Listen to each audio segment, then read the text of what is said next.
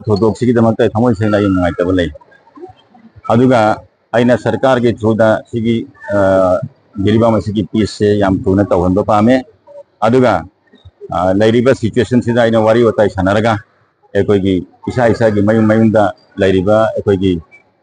relief camp सिंदा लैबा मी मयाम से मागी जुमदा आदि तंगदु लेकन लाइखन पामे अदुगी दमक्ता सरकार दसु हाना इन्फॉर्मेशन मयाम पिबिग्रे अदुगा होय ngasimaksu amuka hana pige एकोगी सी लैरिबा सिचुएशन सिदा एकोई खुद अमतंग सरकार ना फजना सिम तौबीरो अना हाइबुगी आई अहनबद हाइगनी अदुगा अनि सुबबना आइसु तंजामलोरगा आइगी मीडिया फ्रेंड्स सिंगी थ्रुदा परफॉर्मेंस सिंदप सके हौगी 26 जून की तारीख है तारे मसीदा आइकोगी मार्ड पीस फोरम है बा ग्रुप अमना आइगी निंग से तैसा लगा मोइगी आमना यामना नुंगाइतबा पाव मसंदोपसे आई अदु कंडेम तवी अयाक से मसीगुंबा संस्थान सिंगा रिलेशन सुगलाई लेबे मिसकनते आई अदुगुंबा करिगुंबा हिरमोत सुमारी लेबे मिसुनते लैसु लैतबरे मयामना उरमगनी हाइरिबे चिठीदुदा पलकपसे दादोमसंग दुलेन हाइना म लै मासे आइगी पीआरओ नि हाय गवर्नमेंट की एम्प्लॉई हम पीआरओ है यादे आइगी पीआरओ दी रिजॉल्व करेंगे तो मा दिनते आइगी वर्कर दी ओरम आए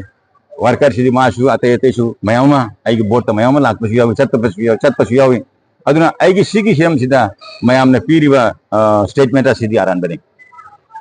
मसी आई कंडेम तवी अदुगा तौरीबा प्लान सिसु आई बाब ताए कनाना सिलक पर अदुसु आई खंगे अदु बाई फोंदोक निंगदे अदु तवतु मसिंगो पॉलिटिक्स तौदन माय अपील तवी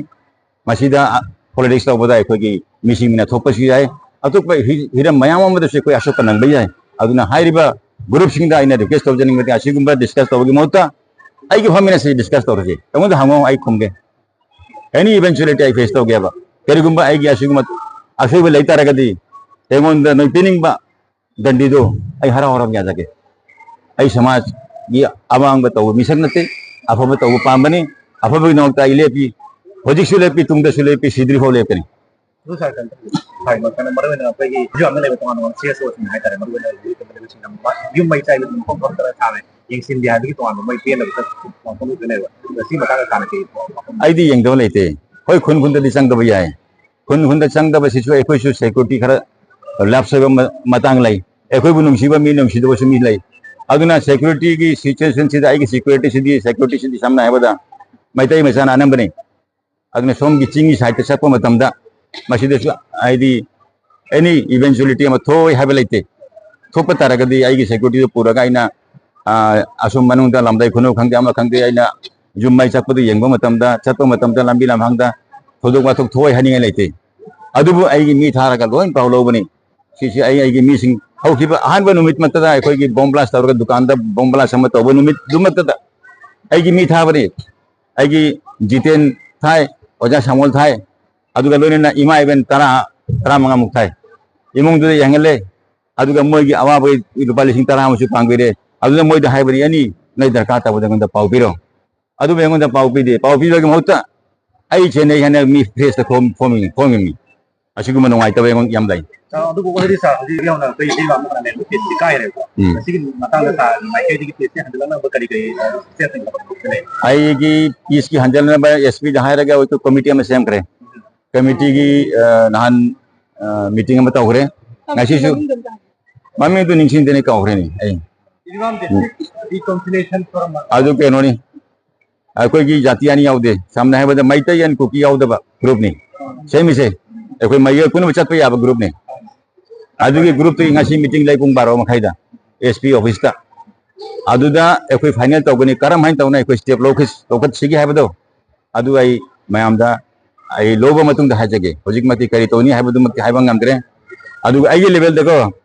आई लेवल दा कोई की सरकार दा आइना पावलो इन पीबने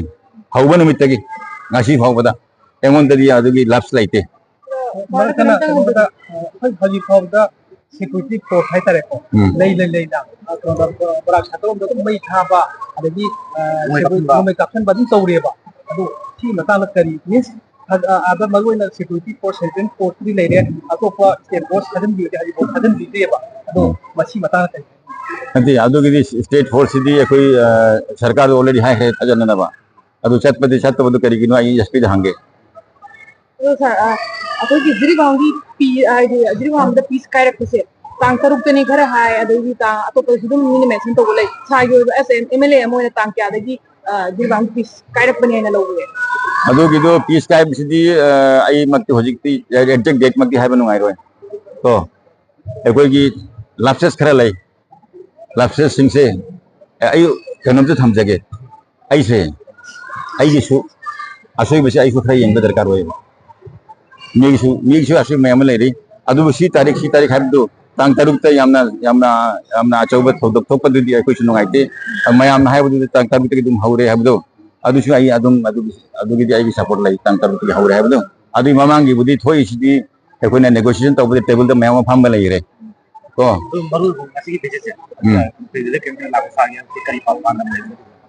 आईदी मयाम मी थारे हान तो मी मयाम थारे अदु लाए अदुबु लैरिबा एखोइगी रिलीफ ते लैबा एचिनाव सिंगना एमएलए लागते न वारो प्रेस करीद मयाम हायरे तो अदुना आइसु अमुतंग लागा यंगे करी आइगी मी थारा को लागप्रा लागतब्रा अदुगी पावलो जब लागपनी अदुगा अवा तप हंगबन लागपनी अदुदा आई अंगम बखरा आइगी साइड तगी आई तौदोरिमी सिगी सिदा एंगोंदे सरकार ने इंटरेस्ट of ngasai हायरे नोई रेकॉर्ड तौरमगनी सिदी एंगोंदे ngasi फोबदा सी यंग चलो हायबदो सरकार की साइड हायबा लेते ना सोइना या एमएलए की वाखंदा